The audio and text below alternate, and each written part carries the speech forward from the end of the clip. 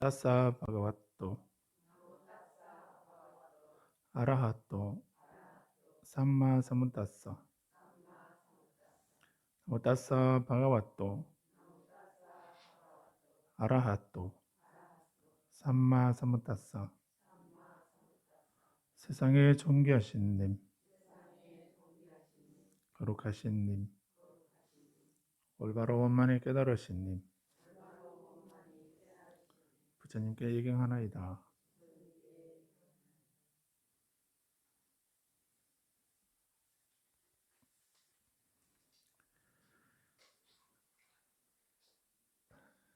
자, 오늘은 103페이지 27절부터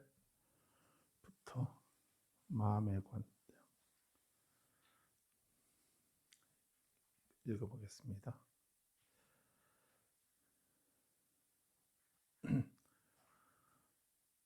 같이 읽겠습니다. 수행성들이여, 마음에 대해 마음을 관찰하는 것은 어떠한 것인가? 수행성들이여, 이 세상의 수행성이 탐욕이 있는 마음을 탐욕이 있는 마음이라고 분명히 알고, 탐욕이 없는 마음을 탐욕이 없는 마음이라고 분명히 알고, 성냄이 있는 마음을 성냄이 있는 마음이라고 분명히 알고, 성냄이 없는 마음을 성냄이 없는 마음이라고 분명히 알고, 마음을 어리석음이 있는 마음이라고 분명히 알고, 어리석음이 없는 마음을 어리석음이 없는 마음이라고 분명히 알고, 긴장된 마음을 분명히 알고, 흩어진 마음을 흩어진 마음이라고 분명히 알고, 개발된 마음을 개발된 마음이라고 분명히 알고, 개발되지 않은 마음을 개발되지 않은 마음이라고 분명히 알고, 고귀한 마음을 고귀한 마음이라고 분명히 알고,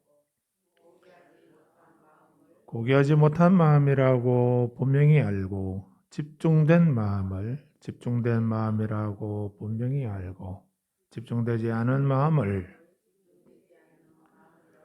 분명히 알고, 해탈된 마음을 해탈된 마음이라고 분명히 알고, 해탈되지 않은 마음을 해탈되지 않은 마음이라고 분명히 아는 것이다. 이와 같은 방식으로 그는 마음에 대해 마음을 안으로 관찰하거나, 마음에 대해 마음을 밖으로 관찰하거나, 마음에 대해 마음을 안팎으로 관찰한다.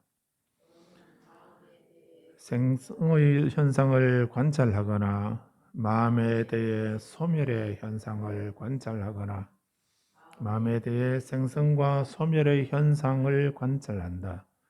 단지 그에게 순수한 암과 순수한 주의 깊음이 있을 정도만큼 마음이 있다라고 하는 책임이 이루어진다.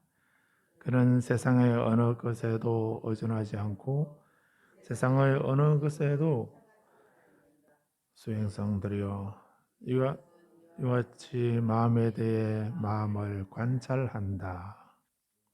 예.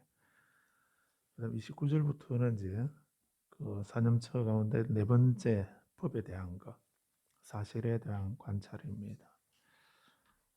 다음에 읽어보도록 하겠습니다.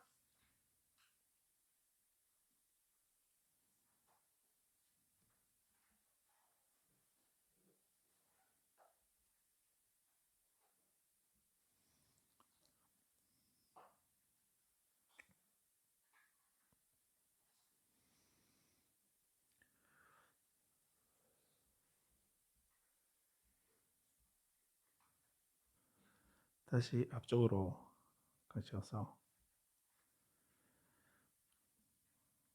92페이지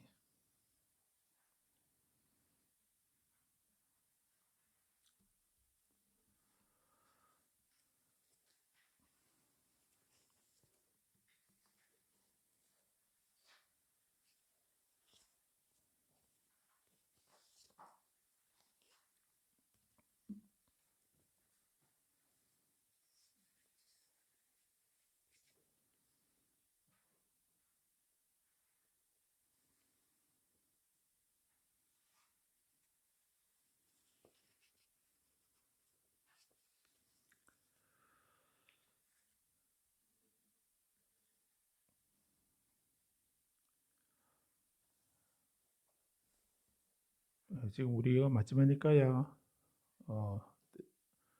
세기메토드경을 보고 있는데요.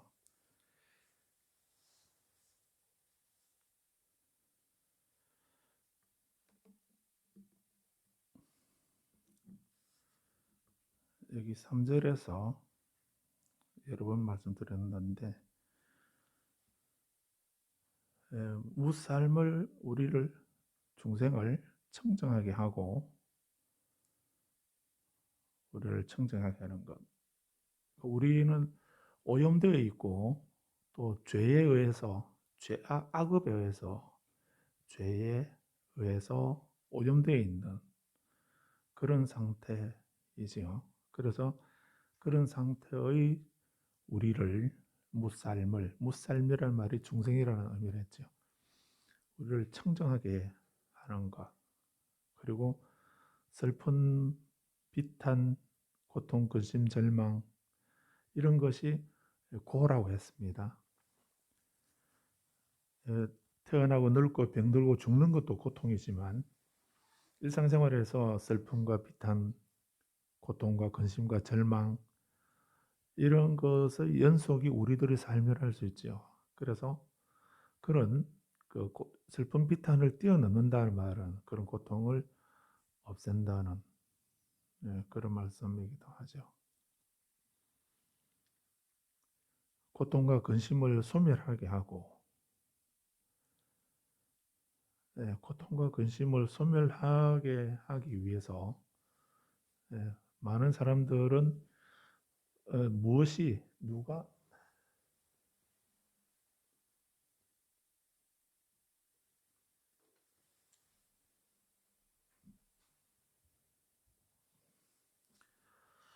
이런 고통과 근심을 소멸시켜 주는 분이 누구인가 라고 생각을 하죠. 그래서 법구경 188번 개송에 법구경 188번 개송에 많은 대부분의 사람들은 두려움을 두려워하여 산과 숲의 귀처를 찾거나 동산이나 나무가 있는 성소에 귀한다. 이렇게 말씀하셨습니다. 대부분의 사람들은 두려움을 두려워하여 그 고통과 근심 이런 두려움 때문에 그것을 두려워해서 이것을 소멸하기 위해서 이것을 뛰어넘기 위해서 산에 가서 귀처를 찾거나 숲에서 귀처를 찾거나 동산이나 나무가 있는 성소에 귀처를 찾는다. 이렇게 말씀한 겁니다. 그래서 큰 산을 좀 깊은 산을 보면은 그렇게 등산 갔다 오셨죠? 정족산에는 그런 거 없던가요? 그 바위 밑에 보면은 촛불을 켜가지고 바위가 끌어져 있는 그런 데가 많지요. 그렇게 해서 그게 그 산신기도 한다고 그렇게 해서 그 바위 밑에 촛불을 켜놓고 불을 켜놓고 가죠. 그래 가가지고 그 초가 넘어지거나 낙엽이 날라와서 산불이 나는 경우가 많았습니다. 그래서 본인 기도하는 거는 어떨지 모르겠는데 그 파이가 그 끄름에 다 걸리기도 하고 산불이 나기도 하고 이렇게 합니다. 그래서 그런 것은 어리석은 짓이죠. 여기서 말씀하는 것은 그런 의미입니다. 많은 사람들이 고통과 근심을 소멸하고 두려움을 두려워하면서 산과 숲에 귀처를 찾거나 동산이나 나무에 있는 성소에 귀한다. 189번 개송에 그러나 그것은 산이나 숲, 동산이나 나무 이런 거 그런 성소를 우리는 마을에는 성황당이라고 했죠. 성황당도 성소입니다. 우리 신라 때는 또 성소가 있었죠. 우리도 신라 때도 성소가 있었습니다. 그 신라 때의 성소라고 하는 성소라고 생각했던 그 공간은, 그 지역 이름은 뭐라고 하던가요? 국사 시간에 초라가지고 기억이 안 나지. 소도라고 들어보셨죠? 소도. 소도라고 하는 곳을 신라 때는 성소였습니다. 그런 소도라고 하는, 그게 뭐 어떤 한 구역인지 어떤 지역을 말했는지는 모르겠는데, 근데 문제는 그 죄인이, 범죄를 저지른 사람이, 그런 사람이라도 그 성소에 들어가면은 그 경찰이나, 옛날에 경찰이 없었겠지만 그런 그런 사람들이 들어가서 잡아 나오지 않았다는 것입니다. 그런 곳을 성소라, 소도라 했습니다. 그래서 이런, 그런 것이 좋은지 나쁜지 그런 거를 떠나서 그 우리에게 그런 성소, 이런 성소를 니까야에서는 뭐라고 하던가요? 니까야에서는 성소를 디바라 합니다. 디바. 디바라고 이래서 그를 피난처라고도 하고 섬이라고도 하는 겁니다. 그래서 이런 피난처, 우리에게 그 성소, 그런 성소가 있어야 됩니다. 우리 자신들에게. 그 가정에서나 직장에서나 또 사회에서도 그런 성역 공간, 그런 성소가 있어야 됩니다. 그런 성소가 피난처이고, 그 검열의 뒷바라고 하는 거 섬이라고도 이렇게 하는데 피난처라는 의미이거든요. 그래서 그 성소에 들어가게 되면은, 그 피난처에 들어가게 되면 급류에 휩쓸리지 않는다는, 예, 그런 곳이기 때문에 그 성소를 경전에서는 디바, DIPA, 디바라고 해서 그 섬이나 피난처라고 이렇게 한 겁니다. 그런데 이 디바라고 하는 말에는 또 다른 의미도 있다 했지요. 예, 등불이라는 의미도 있다 했습니다. 그래서 자등명, 법등명 이렇게 해서 자신을 등불로 삼고 그 진리를 등불로 삼는다, 삼아라라고 이렇게 부처님께서 말씀하셨죠. 그래서 등불의 의미도 있지만은 중요한 거는, 더 우리가 가깝게 이해되는 거는 섬입니다. 피난처입니다.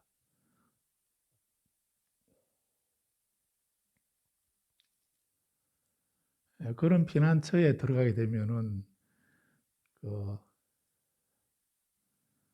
재난이, 그 급류에 재난이 있어도 거기 휩쓸리지 않는, 안전하게 지낼 수 있는 그런 곳을 말했거든요.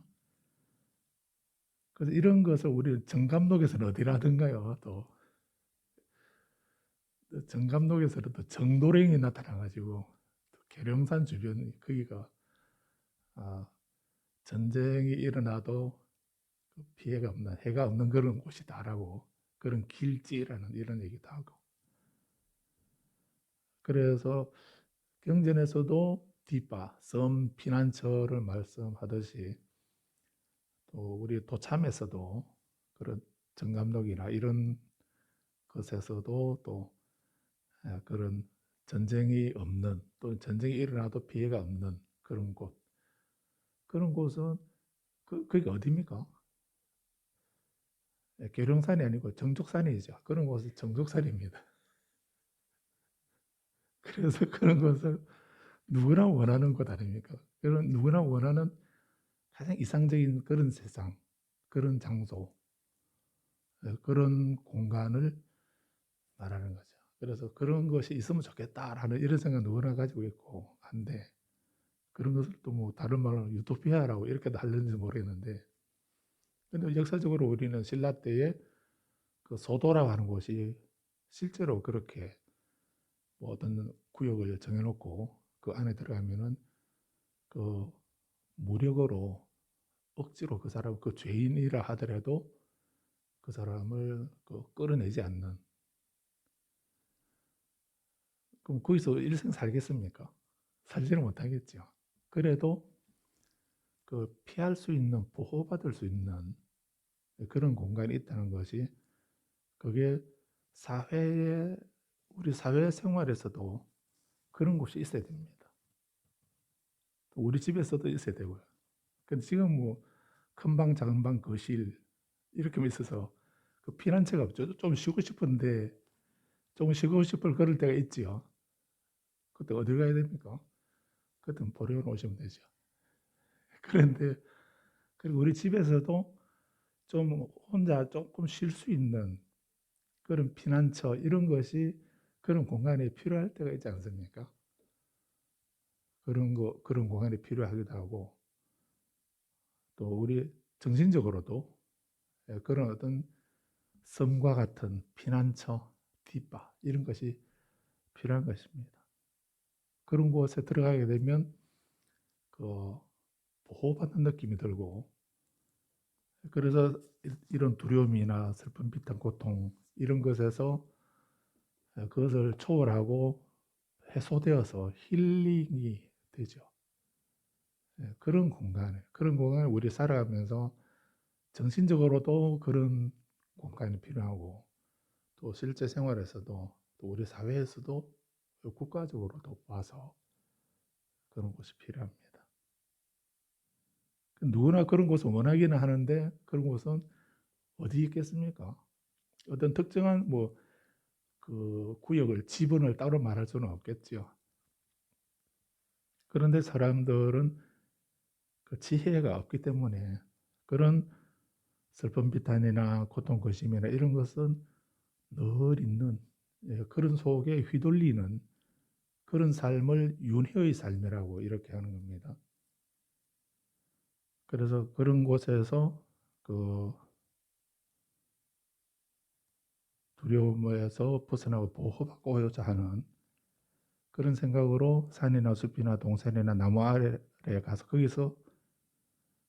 거기가 성소라고 생각을 하고 거기에다 귀의를 한다는 이런 얘기입니다. 그렇지만 189번 송에, 그러나 그것은 안온한 귀처가 아니고 그것은 실로 최상의 귀처가 아니다 라고 이렇게 말하고 있습니다. 그것에 귀의한다고 해서 그런 산이나 숲이나 동산이나 나무 이런 그 외적인 어떤 그런 것에 귀의하고 그런 것을 성소라고 생각하고 해봐야, 귀의해봐야 그거는 안온처가 아니고 최상의 귀처가 아니기 때문에 일체의 고통에서 벗어나는 것은 아니다라고 이렇게 말씀하고 있는 것입니다. 190송에 그러면 참다운 진정한 귀처는 뭔가? 190송에서 깨달은님과 부처님 가르침, 그리고 참모임의 성가, 이 삼보에 귀한 사람은 올바른 지혜로서 네 가지 거룩한 진리를 본다. 그래서 191번에 괴로움과 괴로움의 발생, 괴로움의 초월, 그리고 괴로움의 진멸로 이끄는 고귀한 8가지 길이 있다. 192번의 결론으로 바로 이것이 삼보와 사성제의 가르침, 이것이 안온한 귀처이고 이것이야말로 최상의 귀처이다. 이것에 귀하여서 일체의 고통에서 벗어난다라고 이렇게 말씀하고 계십니다. 산이나 숲이나 동산이나 나무에 귀한다고 해서 일체의 고통에서 벗어나는 것은 아니기 때문에 그것이 우리들의 안온처, 최상의 귀처가 될 수가 없다. 그런데 삼보와 부처님의 가르침이 귀하는 것, 이것이야말로 안온한 귀처이고 최상의 귀처다. 여기에 귀하게 되면 일체의 고통에서 벗어난다라고 이렇게 말씀하고 있습니다. 그래서 이렇게 근심과 고통을 소멸하고 또 이 근심과 고통을 소멸할 수 있는 바른 방법, 올바른 방도를 얻게 한다. 그리고 열반을 실현시키는 하나의 길이 있다. 라고 이렇게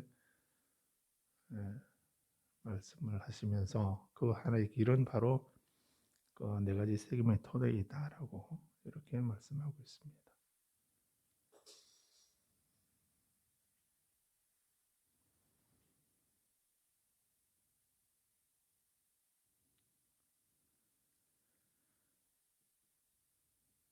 예, 그래서 그 성유다 니까야 그 앞부분에 4의 5번의 경을 보게 되면은 거기서 부처님이 이런 말씀을 하십니다. 지극히 원만하고 오로지 청정한 거룩한 삶을 실현하라라고 이렇게 말씀하고 있습니다. 그래서 이 말씀은 지극히 원만하고 오로지 청정한 거룩한 삶을 실현하는 것.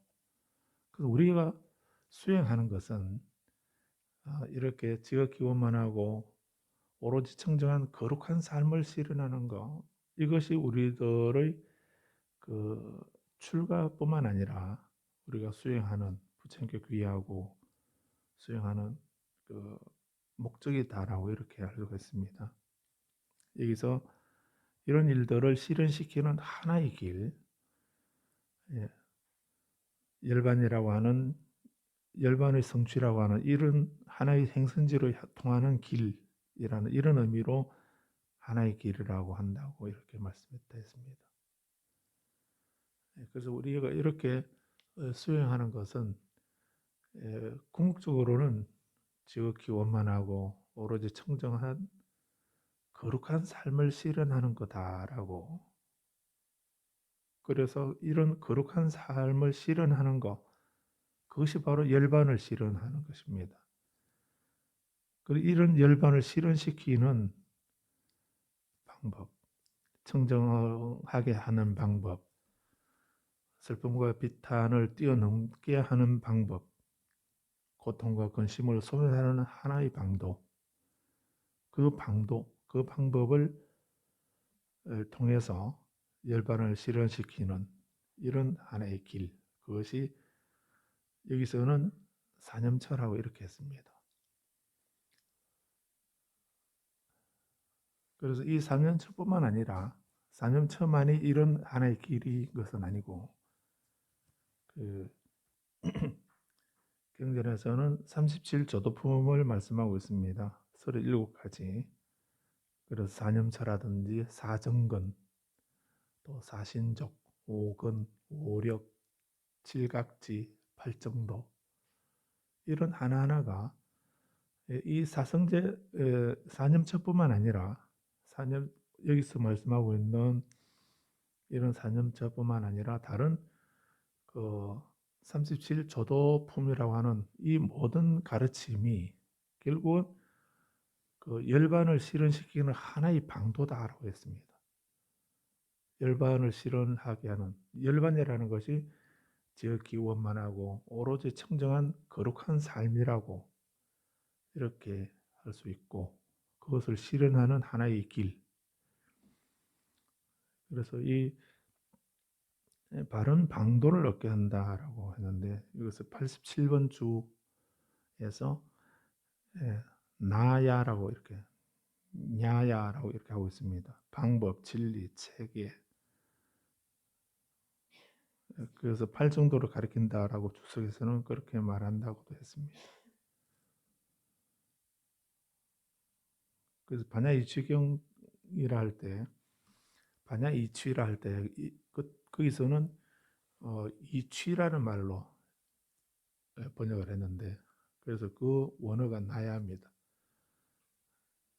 그래서 지혜의 길 이렇게 말씀한 건데, 아무튼 여기서 이제 이 경에서는 명상 수행의 기초를 말씀하시면서 그 네 가지 책임의 토대를 말씀하고 있는 거였습니다.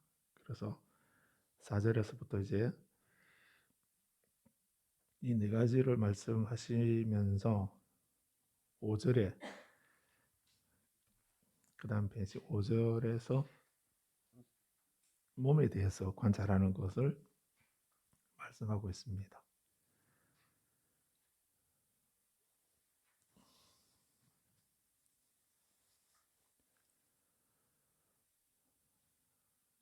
그래서 이렇게 이 사념체에서는 우리 각자가 몸이나 내가 이 몸을 가장 먼저 바로 인식할 수가 있지요.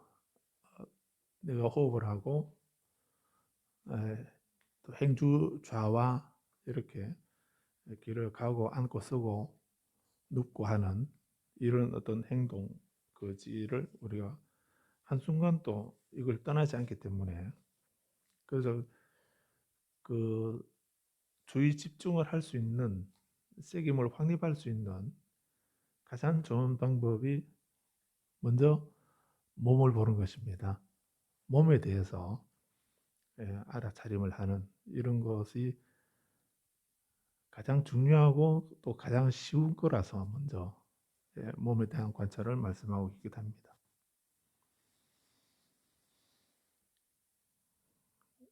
5절을 보시면 수행성이 몸에 대해서 몸을 관찰한다고 하는 것은 어떤 것인가? 어떤 수행성이 숲으로 가고 나무 밑으로 가고 한가한 곳으로 가서 앉아서 가구자를 털고 몸을 바로 세우고 얼굴 앞으로 새김을 확립하여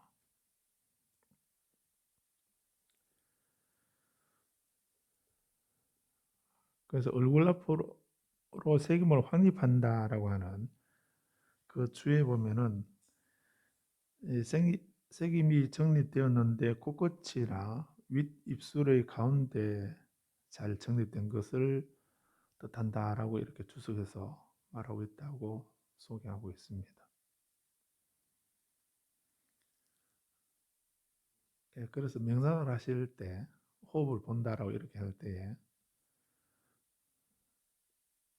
호흡을 본다라고 할 때 명상할 때도 그 눈을 감고 하는가 눈을 뜨고 하는가 뭐 이렇게 그것도 좀 헷갈릴 때도 있죠. 그런데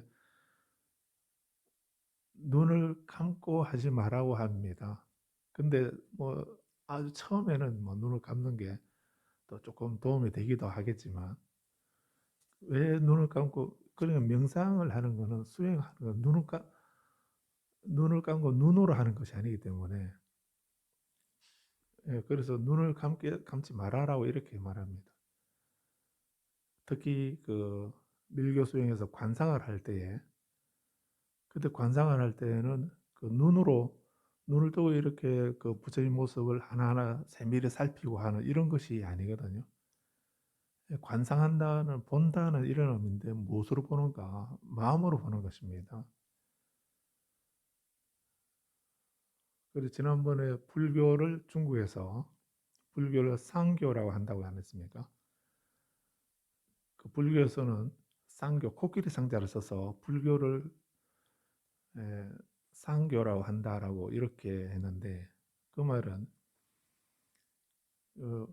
중국에서 처음에 초기에 그 불교를 잘 알지를 못하고 어떤 그 모습만 일부분만 이렇게 소개되어서 그래서 이 종교는 서역에서 온 이 종교는 그 어떤 가르침이나 이런 것을 어떻게 말하는가 사람들을 형상을 불상을 만들어 놓고 부처님이 일반에 드시고 난 뒤에 제자들이 그 부처님을 사모하는 그 정이 깊어서 그래서 부처님의 형상을 만들어 놓고 거기다가 절을 하고 공경하더라. 그런 것이 중국에 전해져서 이제 불교는 어떤 그 수신, 제가, 치구, 평, 천하 이걸 이 예지를 가리키는 게 아니고 그냥 형상에다가 그 절을 하고 섬기고 공경하면서 교화하는 좋게 말하면 그런 건데요. 뭐 나쁘게 말하면 우상 숭배라는 말이죠. 그런 거를 가르치는 종교다라고 이렇게 해서 불교를 상교라고 했다는 것입니다. 그러니까 불교 이렇게 하게 되면 깨달음을 얻게 하는 가르침 또는 깨달으신 분의 가르침 이런 말 아닙니까? 불교라는 말이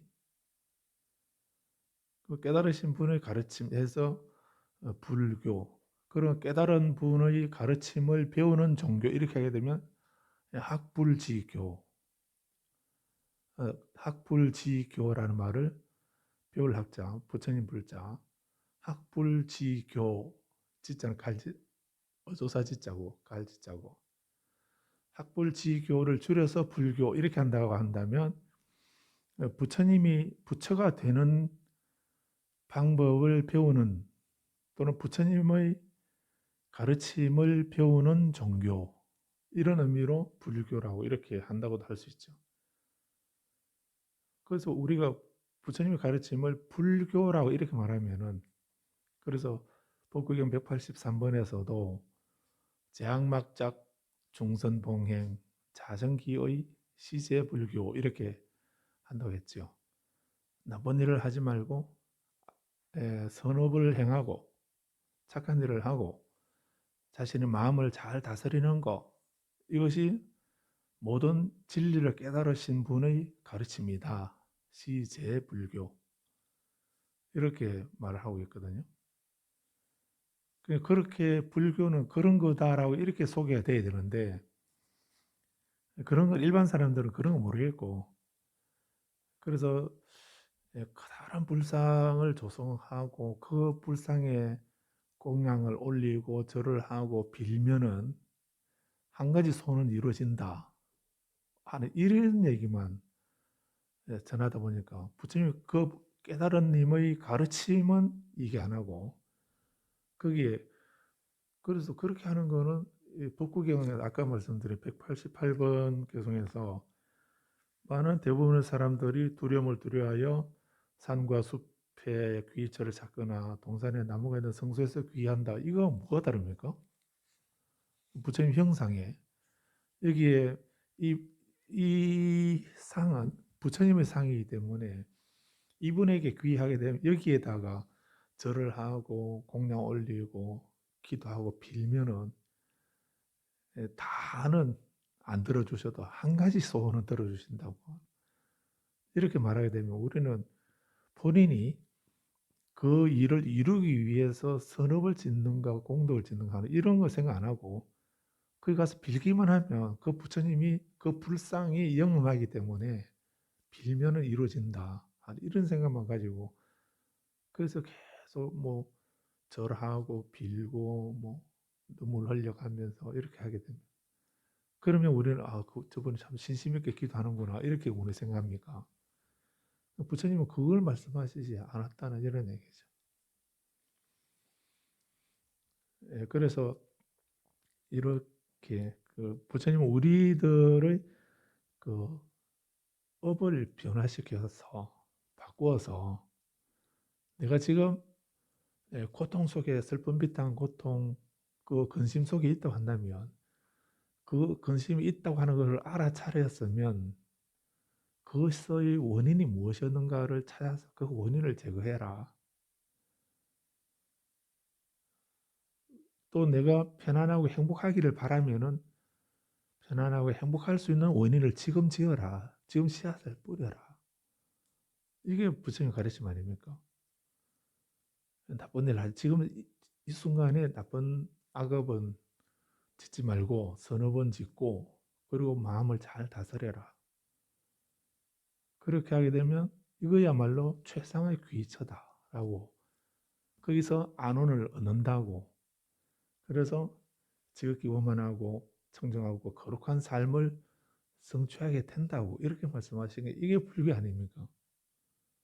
근데 우리가 이렇게 자기 자신의 마음을 다스리고 업을 정화하고 할 이런 거는 생각 안 하고 누가 그렇게 이 문제를 해결해 주시기를 바라는 이런 마음만 가지고 있다면 그거는 사실은 불교가 아니다는 얘기죠. 그리고 여기서도 그 이렇게 사념처를 말씀하시는 것도 부처님이 사념처를 그 예수님이 십자가를 짊어져 우리들의 악업을 우리들이 가지고 있는 그 원죄를 그 사해받기 위해서 대신 십자가를 짊어지신 거라고 이런 얘기도 합니다. 불교에는 그런 분 안 계시는가? 누가 내 죄를 좀 대신 짊어져 줄, 내가 짊어질 십자가를 대신 짊어줄 분 안 계시는가? 그 부처님이나 보살이나 그런 분이 계시면 얼마나 좋겠나라는 생각 하신 적 있죠. 근데 사실은 비슷한 얘기는 있습니다. 보현보살이 일체 중생이 받는 고통을 악의 대수 내가 다 대신 받겠습니다. 그런 보현보살의 10가지 원 가운데 그런 것이 있죠. 그런 원이 있습니다. 입보살행론에서도 어떤 분이 어떤 여인이 그 딸이 이제 무역을 해서 돈을 벌고 하면서 어머니를 모시고 이렇게 했는데 그런데 이제 또 이제 돈을 벌려고 무역을 배를 타고 나가서 무역을 하려고 이렇게 하니까 어머니가 가지 말라고 위험하니까 가지 말라고 이렇게. 그런데 딸은 그렇게 가고 싶어서 그렇게 또 돈을 벌어야 되기도 하고 꼭 가야겠다는 생각을 하고 있는데 가지 말라고 하니까 가야 된다고 가지 말라고 가야 된다고 가지 말라고 이렇게 하다가 말하다가 나중에는 그냥 딸이 그 좀 태권도를 했는가 발로 어머니 입을 걷어 차버렸다는 겁니다. 그러고는 본인이 배를 타고 장사를 한 거라. 그런데 이제 그 재수가 옴이 붙었는지 가다가 그 배가 풍랑을 만나가지고 이 사람이 죽게 된 거야. 그래서 풍랑을 만나서 죽은 겁니다. 그 죽어서 다음 생에 어디 태어나는가? 지옥에 떨어졌다는. 왜 지옥에 떨어졌죠? 부모에게 불효한 그 죄로 지옥에 떨어져요. 그 지옥에 떨어져서 고통을 받는데 어떤 고통을 받는가?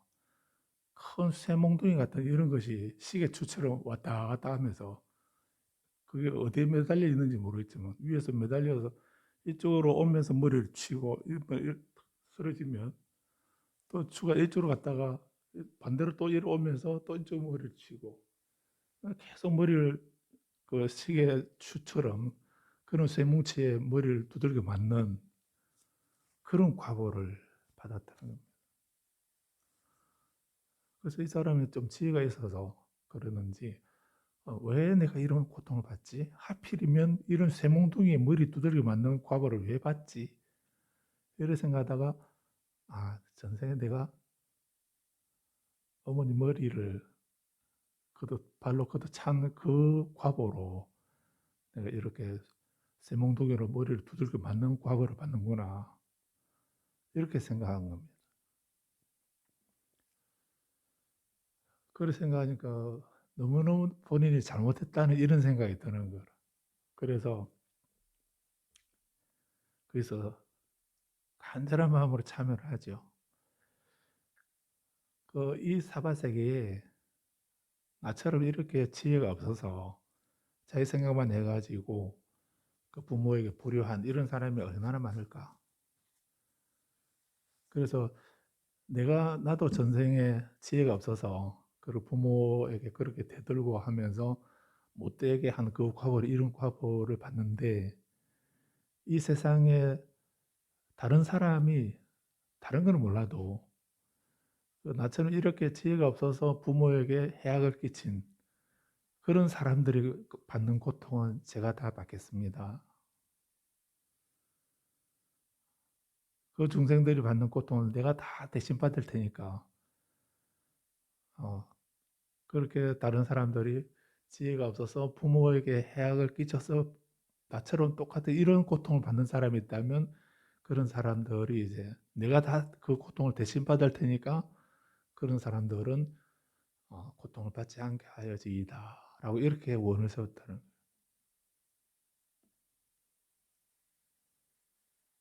무슨 이해됩니까? 그 중생들이 받는 고통을 내가 다 대신 받을 테니까 다른 중생들은 이런 고통에서 벗어나기를 바랍니다라고 하는 이런 보리심의 원을 세웠는데 그게 그런 거를 다른 사람이 나의 죄를 사하기 위해서 다른 사람이 십자가를 대신 짊어져 준다 하는 이런 말하고 비슷한 거라고도 생각할 수 있겠죠. 그런데 놀라운 기적이 일어났습니다.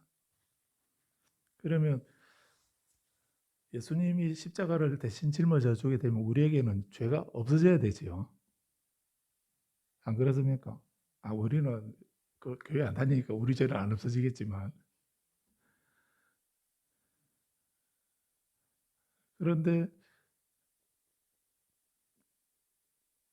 이 젊은이 이 사람이 그런 원을 세우니까 그 바로 그 즉시 일체 중생들이 그 부모에게 불효한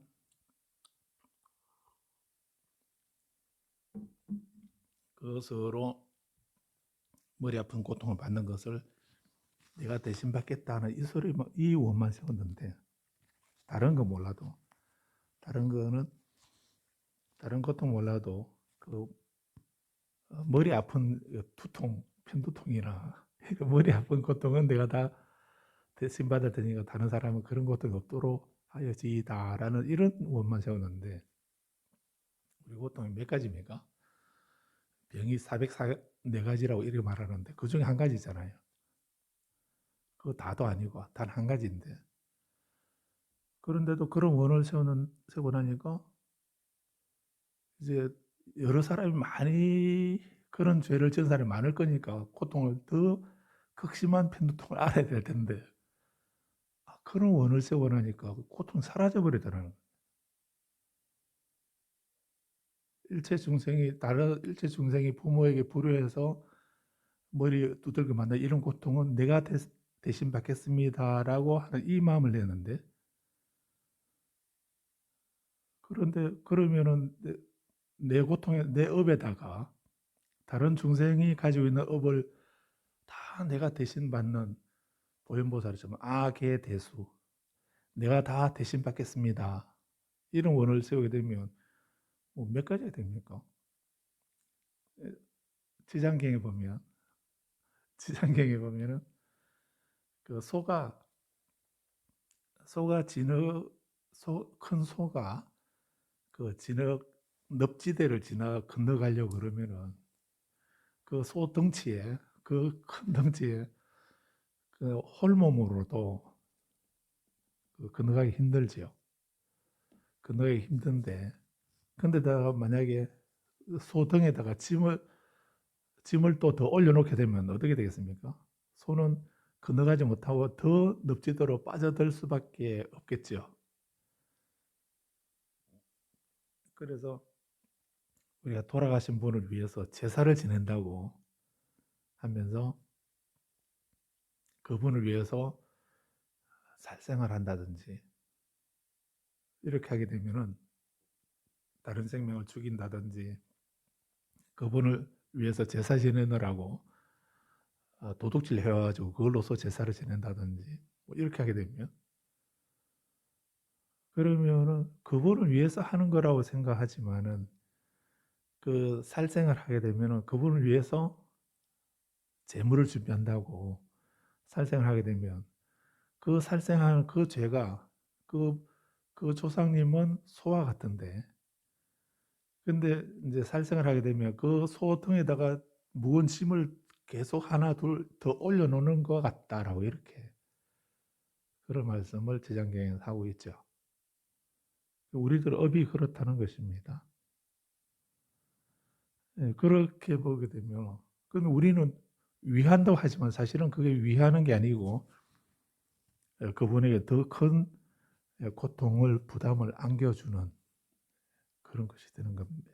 그렇기 때문에 특히 제삿날이나 생일날이나 좋은 날에 좋은 일이 있을 때는 더더군다나 그렇게 그 업이 되는 것을, 업을 더하는 이런 일을 안 해야 됩니다.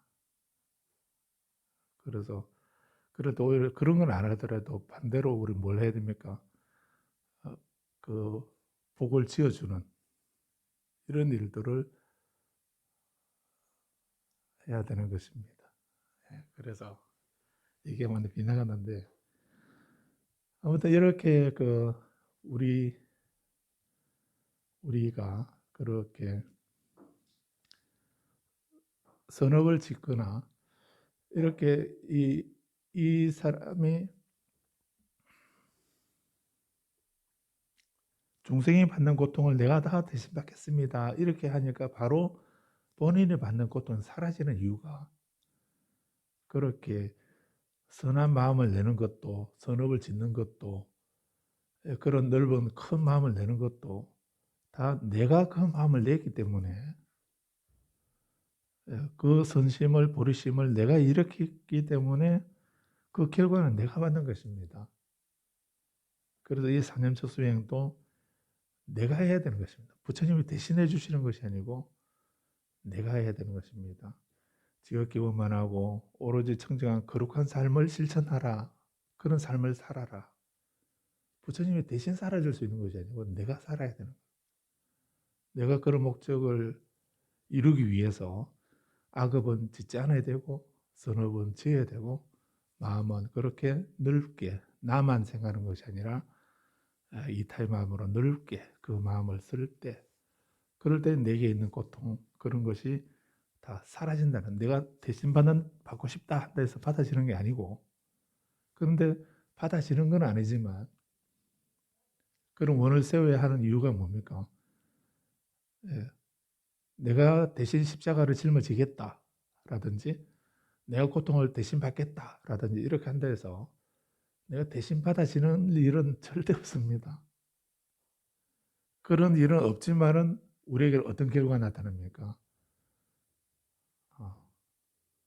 그런 마음을 가지게 되면 나만을 생각하고 나 자신만 생각하는 그런 이기적인 좁은 마음에서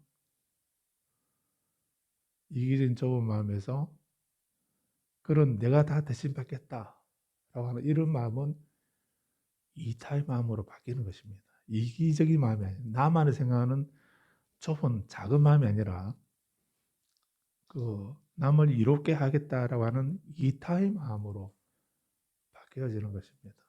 그래서 연불 한마디를 해도 이기적인 마음으로 하는 거하고 이타의 마음으로 하는 거하고는 다른 것입니다. 그 이타의 마음을 보리심이라고 한다면은, 보리심으로 하는 것하고 이기적인 욕망으로 하는 거하고는 그 결과가 다르기 때문에, 그래서 여기서 이 수행도 내가 직접 해야 된다는 것입니다. 다른 사람이 대신해 줄 수 없는 나만의 일입니다. 그런데 이렇게 명상을 하실 때에 그 눈을 감고 하는가 뜨고 하는가 그 문제에 대해서 이렇게 이제, 그래서 이 관상은 눈으로 하는 게 아니고요. 눈으로 하는 게 아니고 마음으로 하는 거기 때문에, 그래서 눈을 감든지 뜨든지 그건 사실은 중요한 게 아닙니다. 그러긴 하지만은 익숙하지 않으면은, 안 그래도 지금 개슴츠레하게 지금 졸음이 올까 말까 하고 있는데, 근데 명상한다고 죽비치게 되면, 눈 감고 하게 되면은 그래 금상의 첨화가 되어서 더 졸음을 가속시키는 이런 상태가 되겠죠. 그래서 집에서 한번 해보십시오. 딱 보면 책만 들면 잠온다면서요. 책만 들면은 기도 좀 하고 싶은데 모처럼 그래도 선심이 생겨서 나 기도 좀 해볼까나 하고 딱 앉았는데 염주 들자마자 책 펴자마자 그냥 예, 졸음에 빠져서 비몽사몽간에 뭐 1년 동 많은 동 이렇게 하게 되면 그 무슨 기도가 되겠습니까? 그래서 눈을 뜨고 하라고 하는 겁니다. 그런데 우리가 눈을 뜨게 되면은 그 보이는 정보가 많이 들어오게 되면 이것도 보고 저것도 보고 이것도 생각하고 저것도 생각하고 이렇게 하게 되면 집중이 안 되지 않습니까? 부처님 온데간데 없고 보는 것만 들리는 것만 지금 제가 이렇게 얘기하는데도 저게 지금 아마 카렌다 가져온다고 저렇게 한 것 같은데 지금 뭐가 오지 누가 오지 왜 오지 뭐 이런 생각만 지금 하고 앉아 있지 않습니까? 지금 제가 이렇게 중요한 말씀 드렸는데도 기억납니까? 예. 그 마음이 저런 데 가 있으니까 귀가 저쪽으로 가 있어가지고 지금 여기는 안 돌아오는 것입니다. 그래서 관상은 눈이나 귀로 하는 게 아니고 마음을 하는 겁니다. 그래서 여기서 얼굴 앞으로 새김을 확립한다. 몸을 바로 세우고 얼굴 앞으로 새김을 확립한다.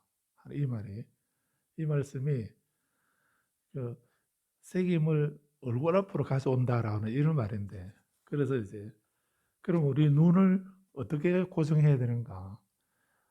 그 한 초점을 하나 정해놓고 그쪽을 향해서 딱 주의 막 이렇게 꿰뚫어 보듯이 이렇게 보게 되면 금방 눈이 피로해지게 되죠. 그렇게 보면 안 되거든요.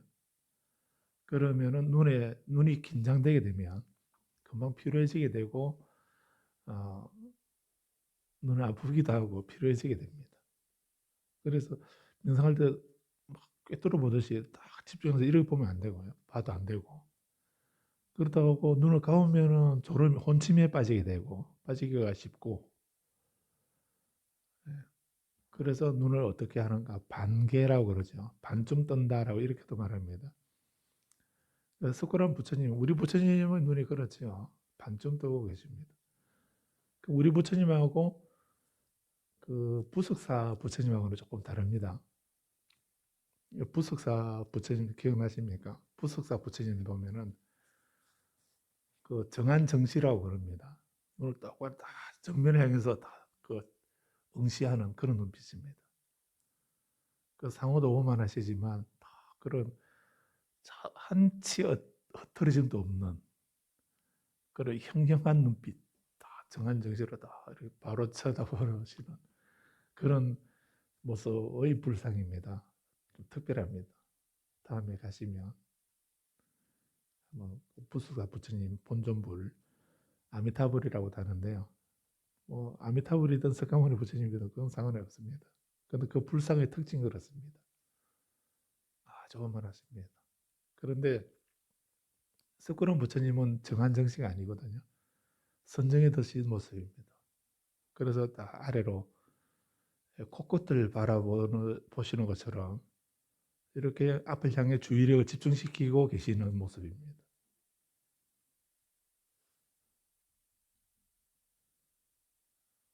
그래서 앞을 향해 색임을 확립하는 주의력을 집중시키는 것은 반개라고 그럽니다. 반쯤 떠서 감은 것도 아니고 완전히 뜬 것도 아닌 반쯤 뜬 상태가 되죠. 그래서 코끝을 본다라고 이렇게 말하는데 여기서 그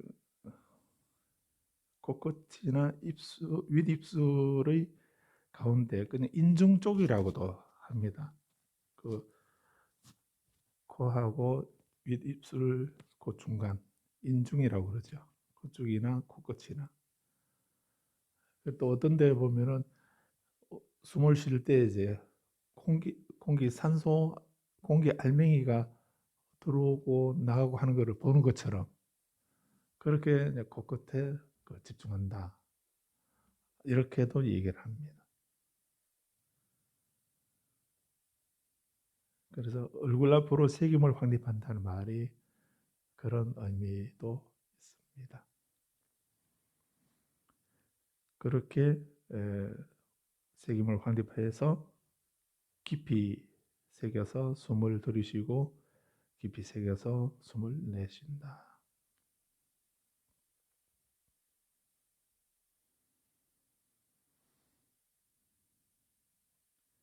또 길게 숨을 들이쉴 때는 나는 길게 숨을 들이쉰다라고 분명히 알고, 길게 숨을 내쉴 때는 나는 길게 숨을 내쉰다고 분명히 안다.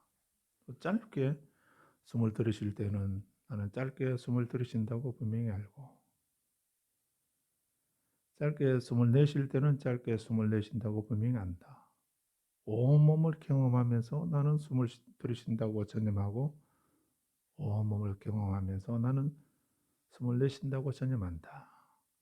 몸의 형성을 고요하게 하면서 나는 숨을 들이쉰다고 전념하고, 몸의 형성을 고요하게 하면서 나는 숨을 내쉰다라고 전념한다.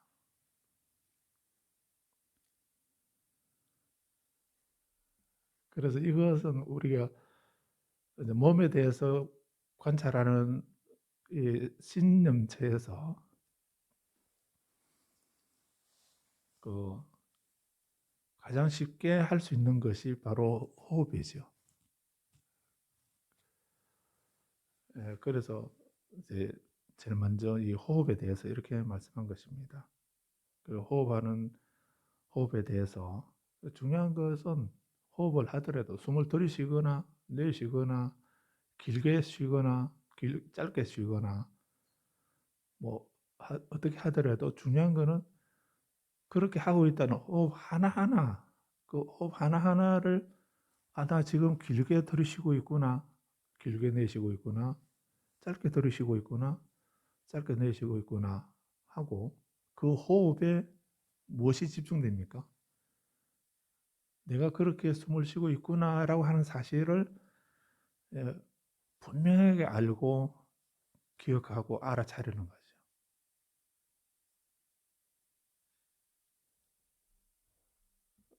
그게 사티 스윙인 것입니다. 그래서 호흡이면 호흡, 몸에 대해서 관찰하게 되면은 그렇게 호흡을 관찰하기도 하고, 또 배를 본다고 이렇게도 말하지요.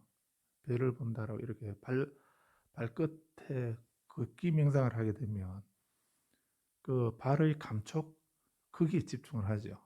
발을 들려고 하는, 들었다가 내밀었다가 또 내려 눌려서 딛고, 디듬과 동시에 한쪽 발이 또 들려지고 내밀고 또 딛고 하는, 그때 들려질 때의 그 상황, 그리고 내밀 때 그 속도, 발을 내밀면서 그때의 내밀고 있구나라고 하는 그 순간을 다 기억하고 알아차리는 거죠. 그리고 내디디면서 또 발이 땅에 닿는 그 촉감을 알아차리면서 내딛고 있구나라고 알아차리는. 그게 기본적이고, 세 단계가 기본적이고, 한 단계를 더 하게 되면, 네 단계로 하게 되면 그 김명상도 우리는 처음에는 그렇게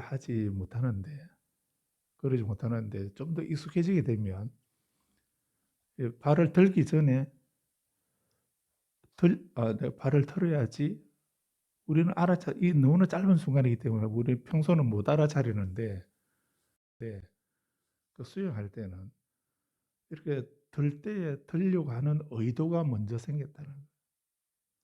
그것이 원인이 되어서 결과적으로 들려지고, 내밀려고 하는 의도가 있어서 그 다음에 내밀게 되고, 누르려고 하는 의도가 있어서 결과적으로 내딛게 되는 이런 결과가 나타나는 거죠.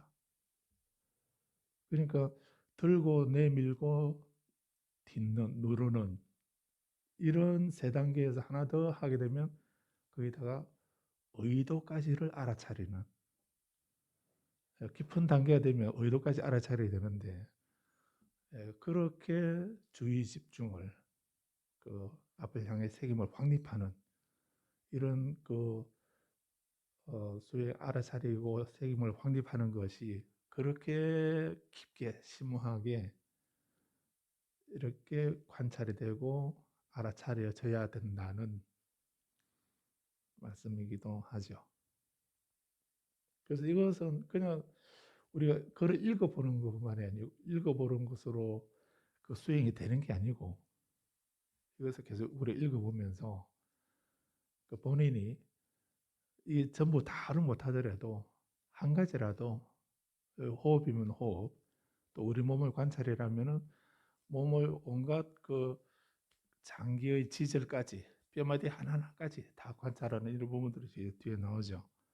이렇게 이런 수행을 하면은 그렇게 세밀하게 분석하고 알아차리고 이렇게 하게 되면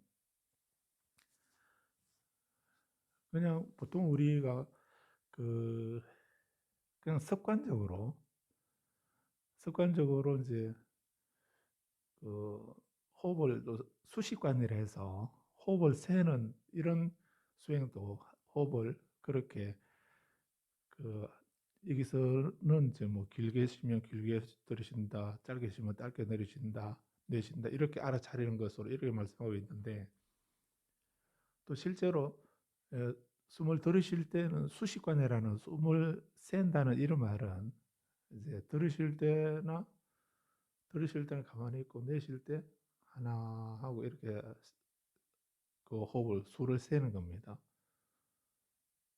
내쉬면서 둘 하고 내쉬고. 그러니까 가장 수식관의 가장 기본적인 그런 방법이기도 하거든요. 그다 하나 둘 셋 하나 둘 셋 하든가 또는 뭐 열 정도까지 세면서 그렇게 숨을 호흡을 세는 그리고 열까지 가게 되면 다시 또 하나로 돌아와서 또 하나 둘 셋 넷 열까지 그래서 그렇게 하는 것이 가장 기본적인 수식관 중에 하나이기도 합니다. 근데 주의 집중을 안 하게 되면 그냥 자동적으로 습관적으로 하나 둘 셋 넷 이렇게 세기만 할 뿐이고 그렇게 습관적으로 세면서 실제로 마음은 그 주의 집중이 안 된 상태에서 온갖 생각 다 하면서 그 염주 굴리듯이 습관적으로 하나 둘 막 이렇게 굴리고 세고 있는 이런 경우도 있습니다. 근데 그건 수식관이 아니죠. 그래서 호흡을 보거나 또는 배를 보거나 배가 숨을 들이쉬면은 불러지고 내쉬게 되면 배가 꺼지게 되고 이렇게 하게 되는데 이렇게 가만히 명상을 하면서 실제로 눈으로 자기 배를 보는 것이 아니고 그 마음으로 그 미세한 느낌을 몸의 배의 미세한 움직임을 알아차리면서 불러옴 꺼짐 불러옴 꺼짐 이렇게 알아차리는 것을 배를 본다라고 이렇게 말을 하기도 하죠. 다 마찬가지라고 볼 수 있습니다. 어느 것이 어떤 것이 제일 좋은가 그거는 본인 근기에 따라서 하시면 되는데 중요한 거는 그렇게 그 불러오거나 꺼지거나 하는 그 미세한 그 차이 그것을 계속 알아차리는 그런 수행을 하게 되면 그 알아차림을 하는 그 순간 다른 탐욕이나 분노나 어리석음이나 다른 번뇌가 일어납니까? 생겨나지 않지 않습니까?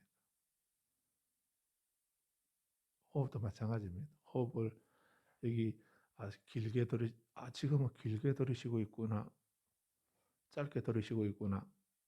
이렇게 하는 거를 그 순간순간 그 길고 짧음이라든지 깊고 얕음이라든지 그런 걸 하나하나 면밀히 거기에 따라서 그 관찰하고 책임을 확립한다고 하는 거 이런 건 결코 쉬운 일이 아니거든요.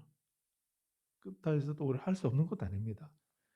그런데 수행이 익숙해지게 되면 그런 깊은 단계까지 할 수가 있게 되고 그렇게 알아차림을 할 수 있게 됩니다.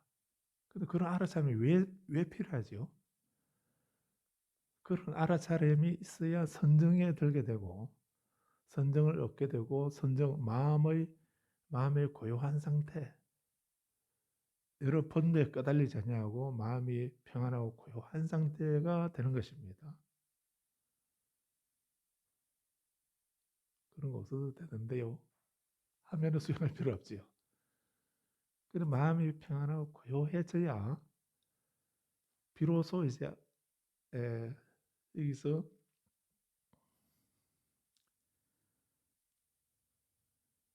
그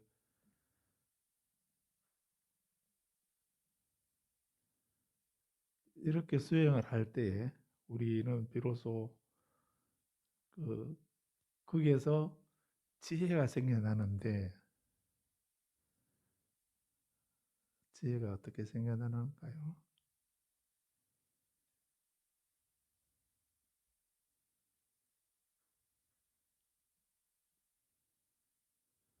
그 102페이지 24절.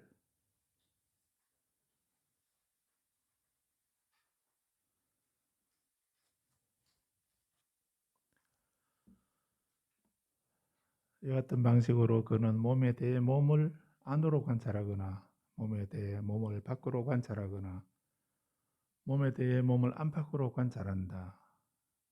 또는 몸에 대해 생성의 현상을 관찰하거나 몸에 대해 소멸의 현상을 관찰하거나 몸에 대해 생성과 소멸의 현상을 관찰한다. 단지 그에게 순수한 암과 순수한 색임이 있는 정도만큼 몸이 있다라고 하는 색임이 이루어진다. 그는 세상의 어느 것에도 의존하지 않고 세상의 어느 것에도 집착하지 않는다. 몸에 대해서 몸의 생성을 관찰하고 몸에 대해서 몸의 소멸의 현상을 관찰한다.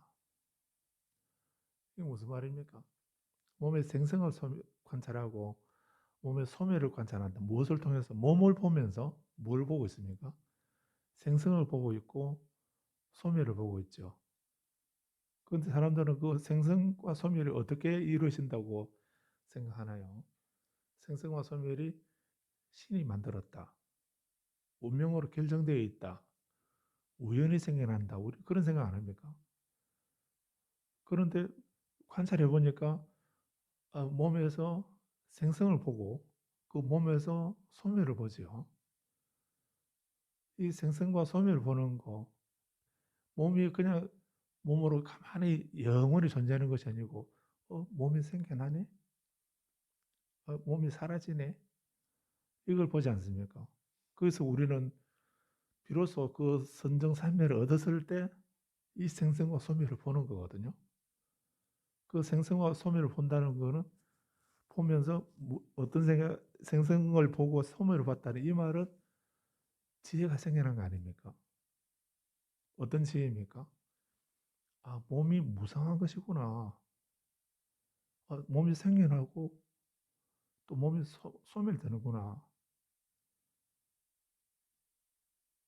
그래서 본인이 그 알아차림을 통해서 그냥 이제 그전에는 사전 찾아서 몇 페이지에 무상이라는 말은 어떤 의미다라고 하는 이 사전 글자로만 이해했는데 이 그 염처, 사념처 수행을 통해 가지고 무상을 내가 체험하고 깨닫게 되는 거죠. 그 차이 이해됩니까? 그래서 그 지혜는 그때 무상이구나. 이것이 내 의도대로 되는 것이 아니고 이것이 의도대로 할 수 없는, 마음대로 할 수 없는, 그래서 고이구나. 이것이 영원히 변하지 않는 실체로서 존재하는 것이 아니고 무아이구나. 무상고 무아라고 하는 것을 자기 온몸으로, 온몸과 마음으로 본인이 체험하는 거죠. 체험하고 그거를 체달한다라고 하는 겁니다. 그거를 깨닫는다라고 이렇게 하는 겁니다. 체험하는 것이거든요. 그거는 살아있는 지혜입니다. 그래서 부처님이 그 반야바람일 할 때 반야라는 말은 그걸 말하거든요. 그냥 단순히 슬기롭다, 지혜롭다 하는 그 지혜를 말하는 게 아니거든요. 이렇게 내가 체험해서 내면화된 내 것으로 된 내가 그 체험하는 그 지혜가 살아있는 지혜고 그 지혜를 통해서 우리는 비로소 열반을 성취하게 되고 바람일 저 언덕에 건너갈 수 있는 겁니다. 그냥 뭐 브리테니커 백과사전 몇 페이지에 반야바람이 뭐라고 설명되어 있다는 그 아는 거 해가지고 우리 열반 건너갑니까? 아닙니다. 갑자기 왜 브리테니커? 두산 백과사전 우리말 큰 사전에 어떻게 돼 있더라. 뭐 그거 안다고 해서 열반을 얻는 거 아니거든요. 대장경 몇 페이지에 몇째 주일에 열반을 뭐라고 말씀하고 계시더라. 그거 안다고 해서 우리 열반 얻는 거 아닙니다. 이렇게 몸에 대해서 몸을 안팎으로 관찰하고 해서 몸에 대해서 생성의 현상을 관찰하고 몸에 대해서 소멸의 현상을 관찰한다. 몸의 무상고 무아를 본인이 체험하는 겁니다. 깨닫는 겁니다. 그걸 깨달은 사람이 몸에 집착하겠습니까? 몸에 집착하지 않죠. 몸은 영원하다라고 하거나 이렇게 집착하는 것이 아니고 집착하지 않게 되고 이걸 깨달은 사람은 어떻게 됩니까? 눈을 뜨고 보죠. 눈을 뜨고 보기는 보는데 어떻게 한다 하던가요? 볼 때는 비로소 보여질 뿐이 되는 것입니다. 들을 때 들려질 뿐이 될 수 있는 겁니다. 그렇게 해야만 괴로움이 종식이다라고 부처님이 우다나에서 말씀하지 않던가요? 신념체에 대해서 부처님께서 좀 간단하게 말씀하시지 뭐 이렇게 길게 말씀하시지 너무 무서운지 모르겠다 이렇게 생각하지 마시고요.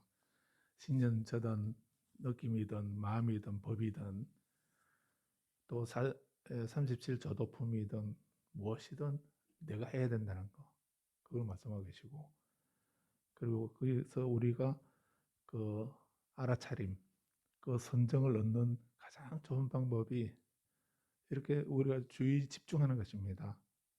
올바로 알아차리고 책임을 확립하는 거였다라고 이렇게 그걸 여기서 말씀하고 계시는데 사실 내 생활을 엉망으로 하더라도 알아차리기만 하면 되는가? 그건 아니죠. 이 세계 사념처를 수행하기 전에 뭘 해야 됩니까?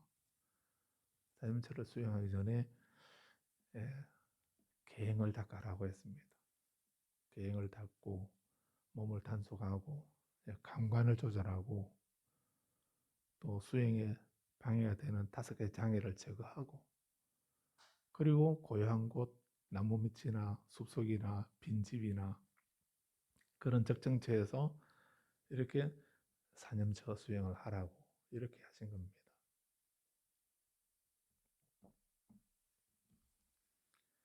오늘 여기까지 말씀드리겠습니다. 이 부분은 계속 읽어보십시오. 읽으셔서